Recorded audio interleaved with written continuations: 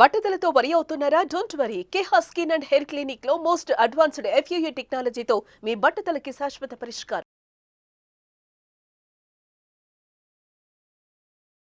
నమస్తే, welcome to Suman TV. మన శరీర బరువు మొత్తం కూడా ఎక్కువగా పడేది మన కాళ్ళపైన. ఆ కాళ్ళల్లో కూడా ఎక్కువగా మనం చూస్తే మన పాదాలు, యాంకిల్ పార్ట్లు ఎక్కువగా ఆ బరువు అంతా కూడా పడుతూ ఉంటుంది. ఒక్కోసారి ప్రమాదవశాత్తు యాంకిల్ పార్ట్ మనకి ఫ్రాక్చర్ కావచ్చు, లేదనంటే మనం నడుస్తున్నప్పుడు ఆ స్కిడ్ అయ్యి కూడా బెనకచ్చు. ఇలా బెనకడానికి, ఫ్రాక్చర్ అవ్వటానికి ఆ డిఫరెన్స్ ఏ రకంగా మనం తెలుసుకోవాలి? ఒకవేళ బెనికినా, ఫ్రాక్చర్ అయినా ఇమీడియట్గా యాక్షన్ తీసుకోకపోతే అసలు ఏమవుతుంది? సో ఫస్ట్ ఎయిడ్గా మనం అసలు ఏం చేయొచ్చు?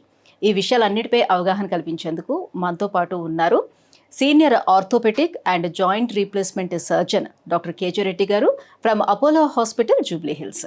Hello sir. Hello sir. So ankle part చాలామంది లేడీస్ అయితే హీల్స్ వేసుకోవడం వల్ల బెనకడం జరుగుతూ ఉంటుంది, లేకపోతే ఒక్కొక్కసారి ఏమైనా యాక్సిడెంట్ జరగచ్చు.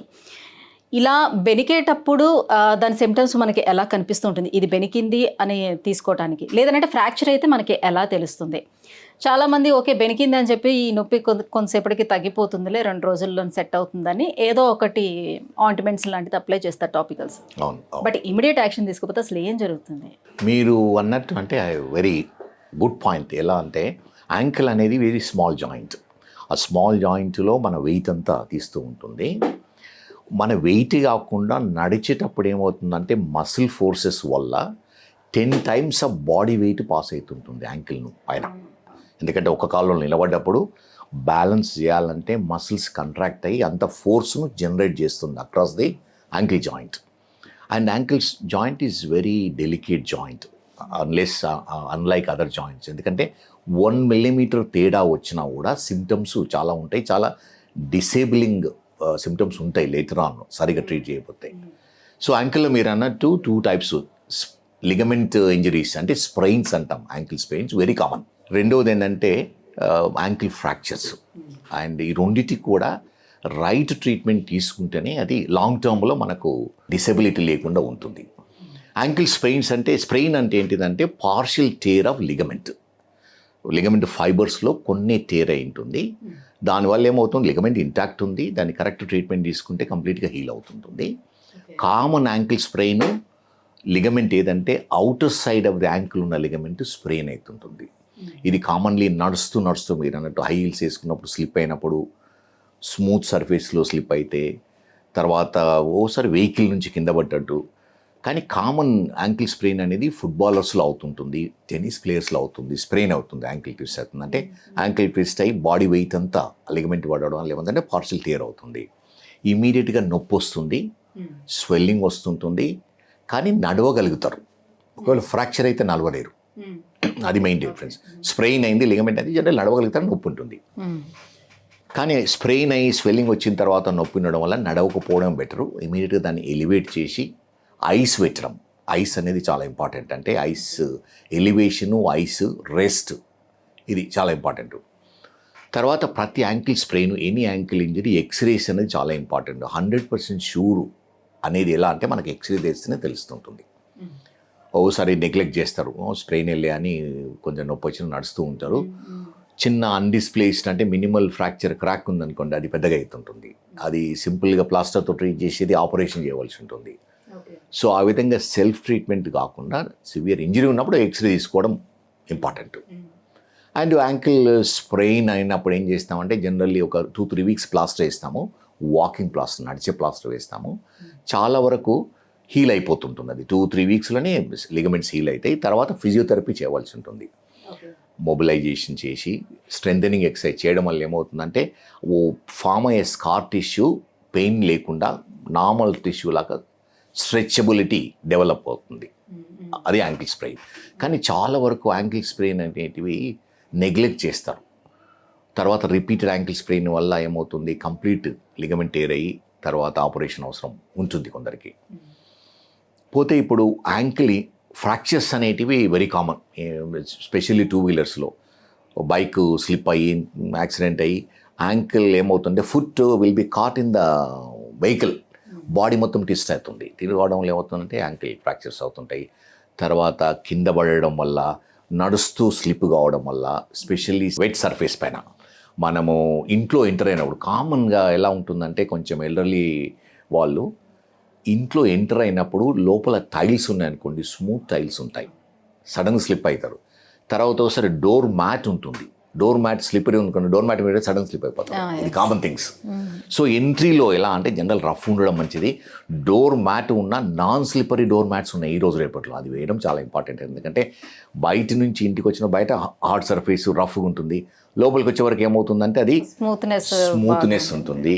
డోర్ మ్యాట్ ఉందనుకోండి దాంతో స్లిప్ అవుతాం. అదేవిధంగా బాత్రూమ్ నుంచి బయటకు వచ్చినప్పుడు డోర్ మ్యాట్ వేస్తారు, అక్కడ కూడా వెట్ ఫీట్తో వచ్చి స్మూత్ ఉందనుకోండి అది స్కెడ్ అయిపోతుంది. డోర్ మ్యాట్ ఉన్న అది కూడా స్లిప్ అవుతుంది. అందుకని కామన్ ఇంజరీస్ ఇవి. అండ్ మేజర్ ఫాల్స్ పైనుంచి యాంకిల్ మీద అంటే ఫుట్ మీద పడ్డప్పుడు కూడా యాంకిల్ ఫ్రాక్చర్స్ అవుతుంటాయి, మేజర్ యాక్సిడెంట్స్లో కూడా అవుతుంటాయి. సో వీటికి like any other fracture, ankle fracture అని సస్పెక్ట్ చేసిన వెంబడే దానిపైన వెయిట్ వేయకూడదు, నడవకూడదు, ఎలివేట్ చేసి పెట్టాలి. ఫుట్ని ఎలివేట్ చేసి పెట్టి స్ప్లింటింగ్ అంటాము, సింపుల్ స్ప్లింటింగ్, చిన్న సపోర్ట్ బ్యాండేజ్ పెట్టడము, యాంకిల్ చుట్టూ పెద్ద అంటే చున్ని ఉంటే చున్ని తీసి లైట్గా టైట్ చేయడము, చిన్న వుడెన్ పీస్ ఫుట్ కింద వుడెన్ పీస్ పెట్టి క్లాత్తో బ్యాండేజ్తో టై చేయడం వల్ల ఏమవుతుందంటే ఫ్రాక్చర్స్ అయినా కూడా అవి బ్లీడింగ్ తక్కువ అవుతుంది. తర్వాత మూమెంట్స్ ఫ్రాక్చర్ మూమెంట్ లేకపోవడం వల్ల డ్యామేజ్ రెడ్యూస్ చేస్తూ ఉంటుంది, నొప్పి కూడా తక్కువ అవుతుంటుంది. అంటే ఇది అన్నిటికన్నా చాలా డెలికేట్ జాయింట్ అని అంటున్నారు కదా, ఒకవేళ ఆ జాయింట్కి ఏమైనా ఎఫెక్ట్ అయి ఉంటే ఈ జాయింట్కి కూడా రీప్లేస్మెంట్ సర్జరీ చేయొచ్చు అంటారా? జాయింట్ రీప్లేస్మెంట్ ఇది యాంకిల్ జాయింట్ కూడా రీప్లేస్మెంట్ చేయొచ్చు, కానీ not very popular and not very successful. Okay, అందుకని if you take percentage wise maybe 2-3% of the total joint రిప్లేస్మెంట్స్లో యాంకిల్ జాయింట్స్ రిప్లేస్మెంట్స్ అవుతుంది, around maybe 2-3% across the world. అంటే ఇది common problem, ankle arthritis, ankle pain very common problem, కానీ general replacement ఉండదు, అంటే it's not very successful. Ankle severe arthritis వస్తే fuse చేస్తాం, అంటే ఆ మూమెంట్ లేకుండా చేస్తాం, ఒకటే బోన్గా చేస్తాం, స్టిఫ్గా అవుతుంది, మూమెంట్స్ ఉండవు కానీ పెయిన్ రిలీఫ్ వస్తుంది. సో దీన్ని ఆర్థరోడేసిస్ ఆర్ ఫ్యూజన్, అంటే 2 బోన్స్ను జాయిన్ చేసేస్తాం ప్లేట్ పెట్టి రాడ్ పెట్టి. దానివల్ల ఏమవుతుందంటే ఆర్థరైటిస్ నొప్పి ఎలా వస్తుందంటే రఫ్ సర్ఫేసెస్ ఒకదానికి రబ్ అయినప్పుడు ఇలా ఉందనుకోండి, రబ్ అయినప్పుడు ఏమవుతుందంటే నొప్పి వస్తుంటుంది, ఆ మూమెంట్ లేకుండా ఫిక్స్ చేసేస్తాము, సింగిల్ బోన్ అయిపోతుంది. కానీ యాంకిల్ కింద ఉండే జాయింట్స్ మూమెంట్ ఉంటుంది, పైన ఉంటుంది, నడవడానికి ఏం ప్రాబ్లం ఉండదు. కొన్ని యాక్టివిటీస్ అంటే రన్నింగ్ చేయలేరు, క్లైంబింగ్ చేయడం ప్రాబ్లం అవుతుంది, కొన్ని స్పోర్ట్స్ చేయాలంటే ఇబ్బంది అవుతుంది ఫ్యూజన్, యాంకిల్ ఫ్యూజన్ చేస్తే.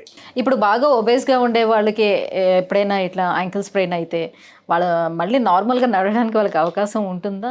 ఉంటుంది. అంటే యాంకిల్ స్ప్రెయిన్ కావడం వల్ల ప్రాపర్ ట్రీట్మెంట్ తీసుకుంటే మళ్ళీ బ్యాక్ టు నార్మల్ వస్తుంది, కానీ కొంచెం టైం పడుతుంటుంది. జస్ట్ యాంకిల్ స్ప్రెయిన్ అయితే probably 6 weeks to 3 months time పడుతుంది ప్రాపర్ ఫిజియోథెరపీ చేయడం వల్ల బ్యాక్ టు నార్మల్ అవుతుంది. అంటే many sports people repeated sprain అవుతుంది, back to normal activities. Ankle fracture అయినప్పుడు చాలా ఇంపార్టెంట్, ఎందుకంటే మోర్ దెన్ 1 millimeter డిఫరెన్స్ ఉందనుకోండి లోపల, స్టెప్పింగ్ అంటాం, అంటే డిస్ప్లేస్మెంటు, లాంగ్ టర్మ్లో ఆర్థరైటిస్ వస్తుంది, పెయిన్ వస్తుంది, స్టిఫ్నెస్ వస్తుంది. అందుకని యాంకిల్ ఫ్రాక్చర్స్ ప్రాపర్గా, అంటే మెజారిటీ యాంకిల్ ఫ్రాక్చర్స్ అంటే ప్రాపర్ ట్రీట్మెంట్ తీసుకోవాలి. మినిమల్ డిస్ప్లేస్మెంట్ ఉన్న యాంకిల్స్ అంటే ప్లాస్టర్తో ట్రీట్ చేయొచ్చు. ఎక్కడైతే డిస్ప్లేస్మెంట్ ఎక్కువ ఉందో 2 millimeters కంటే ఎక్కువ ఉండి డిఫార్మిటీ వచ్చిన వాళ్ళకు ఆపరేషన్ అవసరం ఉంటుంది. ఆపరేషన్ చేసి మళ్ళీ మూమెంట్స్ చేస్తాము, ఫిజియోథెరపీ చేస్తాము. మెజారిటీ 90-95% ఆఫ్ ది ఫంక్షన్ మళ్ళీ బ్యాక్ తీసుకురావచ్చు, ప్రొవైడెడ్ ప్రాపర్ ట్రీట్మెంట్ తీసుకోవాలి. ఓకే, లైక్ రొమటైడ్ ఆర్థరైటిస్ లాంటి కండిషన్లో కూడా ఈ యాంకిల్లో జాయింట్ దగ్గర ఫుల్గా వాపు రావటం అదంతా జరుగుతూ ఉంటుంది కదా, ఐ మీన్ మూమెంట్స్ కూడా దానికి ఇదైపోతాయి, ఆ టైంలో ఏం చేస్తారు దాన్ని? అవును, రొమటైడ్ ఆర్థరైటిస్ అనేది వెరీ కామన్ ప్రాబ్లమ్స్, ఎస్పెషలీ అంటే ఒక ఏరియాస్లో అండ్ కామన్ ఇన్ లేడీస్లో. Rheumatoid arthritis commonly knee joint, hand joints affect అవుతుంది, కానీ మీరు అన్నట్టు యాంకిల్ జాయింట్ కూడా ఎఫెక్ట్ అవుతుంది. రుమటాయిడ్ ఆర్థరైటిస్లో ఏమవుతుందంటే జాయింట్ సర్ఫేస్ డ్యామేజ్ అవుతుంది, రఫ్గా అవుతుంది, ఇర్రెగ్యులర్ అవుతుంది, ఆర్థరైటిస్ వస్తుంది. సో జనరల్లీ ఇనీషియల్ స్టేజెస్లో మెడిసిన్స్తోనే చాలా వరకు కంట్రోల్, మెడిసిన్స్, ఫిజియోథెరపీ, కొంచెం చేంజ్ ఆఫ్ యాక్టివిటీ. సివియర్గా వచ్చిన వాళ్ళకు probably replacement is an option ankle, కానీ replacement is not as successful as knee replacement కానీ hip replacement or shoulder replacement. Ankle replacement still అంటే ఇటలీ లాంటి కంట్రీలో చాలా చేస్తూ ఉన్నారు, కానీ it's not very commonly available, not very successful. So most of the time ఈ సివియర్ ఆర్థరైటిస్ ఉన్న వాళ్ళకి ఏం చేస్తామంటే యాంకిల్ ఫ్యూజ్ చేస్తాం. అంటే ఆ మూమెంట్ లేకుండా నొప్పి ఎలా వస్తుందంటే ఆ రఫ్ సర్ఫేసెస్ మూవ్ అయినప్పుడు ఒకటికొకటి రాసుకొని నొప్పి వస్తుంది. ఆ మూమెంట్ లేకుండా మూమెంట్ ఆపేస్తే నొప్పి లేకుండా ఉంటుంది, కానీ యాంకిల్ స్టిఫ్ అవుతుంది. Thank you so much sir. So ankle ఫ్రాక్చర్స్కి అసలు రీజన్స్ ఏముంటాయి అండ్ ఎలాంటి ప్రికాషన్స్ తీసుకోవాలి, ఫస్ట్ ఎయిడ్గా అసలు ఏం చేయాలి, ఈ విషయాలన్నిటిపై అవగాహన కల్పించినందుకు thank you so much. Thank you.